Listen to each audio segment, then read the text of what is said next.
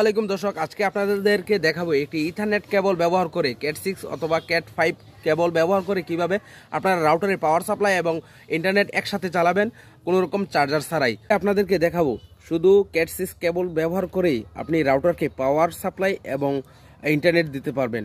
চলুন কিভাবে দেব সেটা দেখাই আপনাদেরকে। আর যে 45 কানেক্টরে 8টা পিন আছে, 8টা পিনের মধ্যে 4টা পিন হচ্ছে ডাটা ট্রান্সফারের জন্য, 4টা পিন হচ্ছে বিদ্যুৎ সাপ্লাইয়ের জন্য। এখানে 1 নাম্বার, 2 নাম্বার, 3 নাম্বার এবং 6 নাম্বার পিন হচ্ছে ডাটা ট্রান্সফারের জন্য। আর 4 নাম্বার, 5 নাম্বার এবং 7 নাম্বার, 8 নাম্বার হচ্ছে বিদ্যুৎ ট্রান্সফারের জন্য বা বিদ্যুৎ সাপ্লাইয়ের জন্য। সে 45 কানেক্টরে কমলা, সাদা, কমলা, সবুজ, সাদা এবং সবুজ এই 4টি ডাটা ট্রান্সফার পিনের সাথে আমরা সুন্দরভাবে পাঞ্চিং মেশিন দিয়ে কানেক্ট করে দিয়েছি। আর 4 নাম্বার, 5 নাম্বার, 7 নাম্বার, 8 নাম্বার পিনগুলো আমরা পোর্টগুলোকে আলাদাভাবে রাখছি। এখান থেকে 4 নাম্বার এবং 5 নাম্বার হচ্ছে পজিটিভ, আর 6 নাম্বার এবং 7 নাম্বার, 8 নাম্বার হচ্ছে নেগেটিভ। তো এইভাবে আমরা একটা এই রাউটারের যে চার্জারের যে কেবলটা আছে ওই কেবলের সাথে এই কানেক্টরের সাথে যোগ করে নিয়েছি। এটি হচ্ছে টিপলিং ব্র্যান্ডের একটি পিইউই অর্থাৎ পাওয়ার অফ ইথারনেট অ্যাডাপ্টার।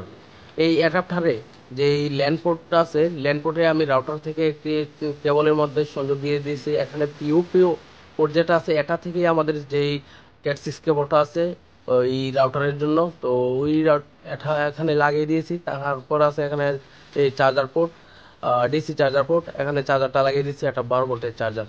তো এখন দেখা যাক যে আমাদের রাউটারটা চালু হয় কিনা। প্যানেলে আপনারা দেখতে পাচ্ছেন আমাদের রাউটারের মধ্যে পাওয়ার চলে এসেছে। এই যে বাতিগুলো অল্প দেখা যাচ্ছে কারণ এখানে প্রচন্ড রোদের কারণে অল্প দেখা যাচ্ছে, তারপরও ভালোভাবে বোঝা যাচ্ছে। এখন আমরা টেস্ট করে দেখবো যে কিরকম ইন্টারনেট পায় আর কিরকম চলে।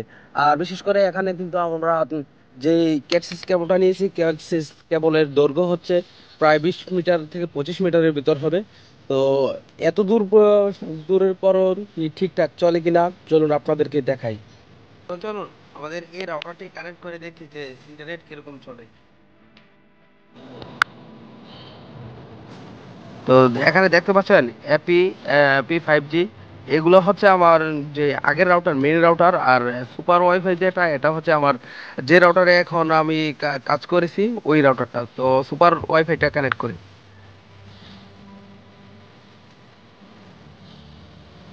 তো দেখতে পাচ্ছেন সুপার ওয়াইফাই কানেক্ট হয়ে গেছে। ফাস্ট.কমে মেপে দেখবো যে কত এমবিপিএস ইন্টারনেট পাচ্ছে আর কিরকম চলতেছে।